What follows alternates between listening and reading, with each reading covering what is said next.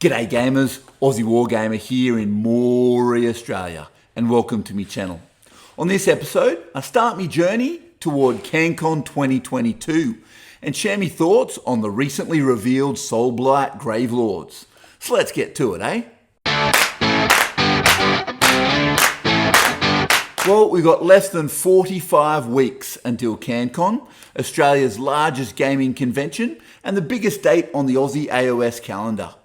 I like to take a new army whenever I go, and this year I want to give myself a lot more time to get it done than usual. The past couple of CanCon armies have been 3 to 4 months of work, and it just burns me out to do that. So I'm starting early and hopefully will produce a technically better army and protect me sanity in the meantime. So I reckon you may be thinking, but Aussie, how can you top transfigured forest Bretonians or a piratical conglomerate of destruction like your last two armies? Well, the answer is I don't. This army isn't going to be about flashiness or trying to nab that ever-elusive coolest army trophy.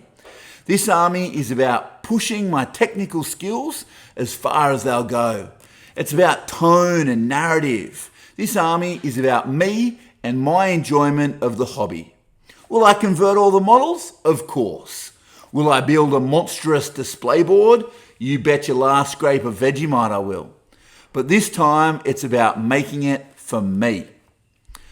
So here's my idea. First, I wanted an army that I love playing.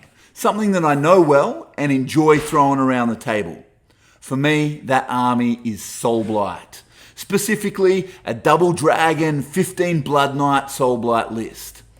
Currently, my favourite is Swift Death for flying Blood Knights with Misform on me General Lord on Zombie Dragon for the retreat and charge to get over the front line and hopefully fry some characters.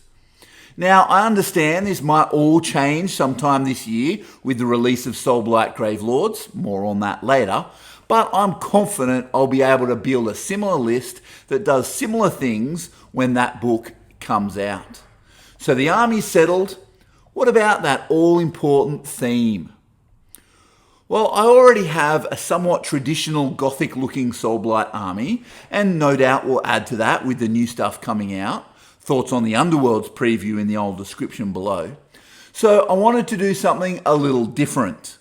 I've always wanted to do a really dark, moody army, something that's just dripping with tone and a little bit weird. I also wanted to fully lean into the horror elements. So I'm going to do a spooky, cryptids-inspired, bestial Soulblight army from Gur. The overall tone will be creepy teddy bear's picnic, what lurks in the deep parts of the woods. I'm currently working on some Vargeist inspired by artwork I found on Pinterest. I wanted them to look animalistic and brutal. Me Blood Knights will be centaur-like creatures from your Vindaloo-induced nightmares, and the zombie dragons will likely be more humanoid in shape, but monstrously beastie in appearance. While I haven't fully fleshed out the narrative of the army yet, I'm thinking about having an insane old witch living in the forest that is sired by a vampire, but his already addled brain leaves her in a state of vampiric bestiality. She, in turn, sires some of the forest-dwelling creatures, creating an army of insane, crazed, vampiric monstrosities. I'm super excited for the army, and hopefully I can give it the time it needs this year to make it the best army I've ever done. Well, speaking of Soulblight, we finally got the reveal for the Soulblight Gravelords last night, and here's my thoughts on them. There was some amazing stuff revealed last night, particularly for the Soulblight Gravelords, but some other really cool stuff as well. And it's no surprise Games Workshop led off with these Blood Knights. People have been hankering for plastic Blood Knights for years. I've been one of those, and we finally have them, and they are pretty cool. So they lean fully into the Gothic vibe that Games Workshop have been doing with Soulblight, and they are cool. It's super interesting that they've gone with like a skeletal head, but the rest of the horse is like normal horse. The armor is as you'd expect it to be. I'm not sure I like these big blade looking things on top of the helmet. I think they're a little bit too excessive. These wings are okay, but still pretty excessive. The maces look fantastic, and this worn cloth down the back is great as well. And I love this one rearing back up. The other ones look great as well. I love that we finally have some female Blood Knight sculpt, some Lady Knights, which is great. Still not a fan of boob plate, but the fact that they're there is great. This banner looks fantastic. I wonder if the detail is sculpted on. It looks like it is rather than painted on, which is both a blessing and a curse. If you like to freehand banners, you'll need to scrape all that off, but if you're not particularly good at it or don't want to freehand, then that's fine. That moon looks like it's freehanded in, but the rest looks sculpted on. I'm not sure. That'd be interesting to see. I love these little skulls at the front here on the horse's barding as well. Can you call it barding armor? I don't know. I don't know how I feel about these greaves. They're okay, but all in all, I think these Blood Knight miniatures are great. I love the dynamic poses of the horses. Games Workshop have been doing these horse poses really well lately with the Lumineth and the Ossiarch Bone Reapers and that kind of stuff. But we have some great reveals there with plastic Blood Knights. Finally. Then we've got new skeletons. I didn't think that the skeletons that already existed needed replacing, but these new ones are pretty cool, even more heavily armored than the other ones.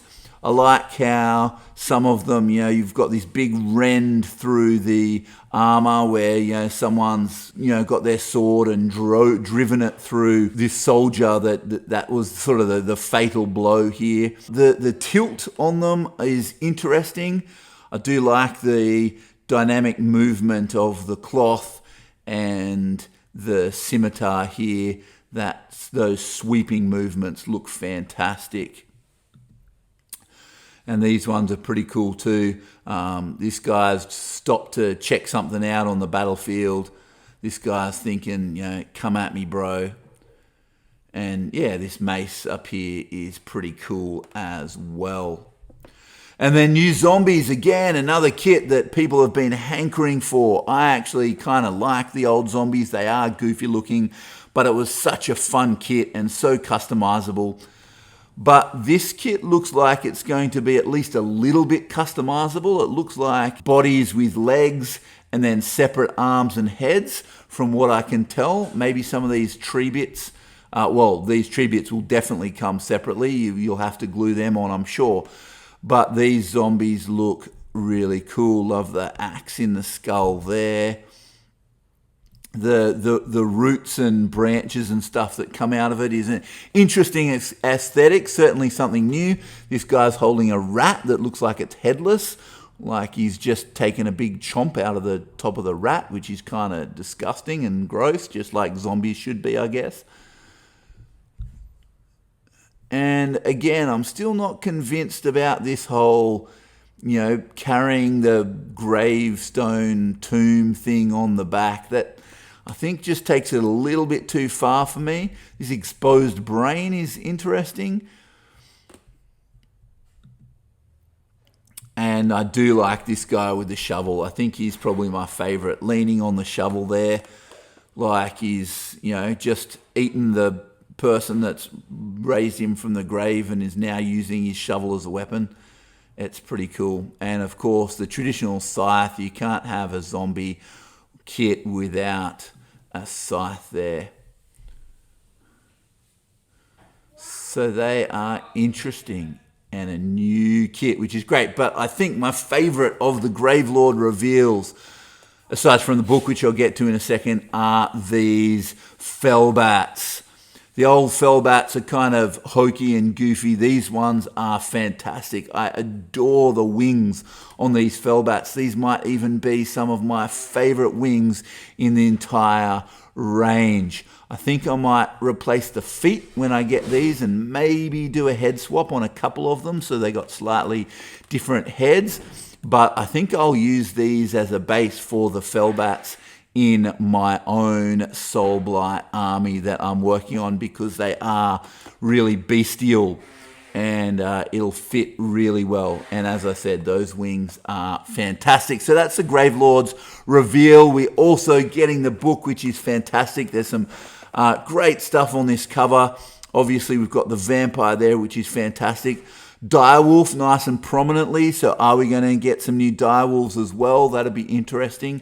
And then a vampire lord on zombie dragon in the background there. Again, will that be a new kit? I guess we'll have to wait and see. Well, that's it for this episode.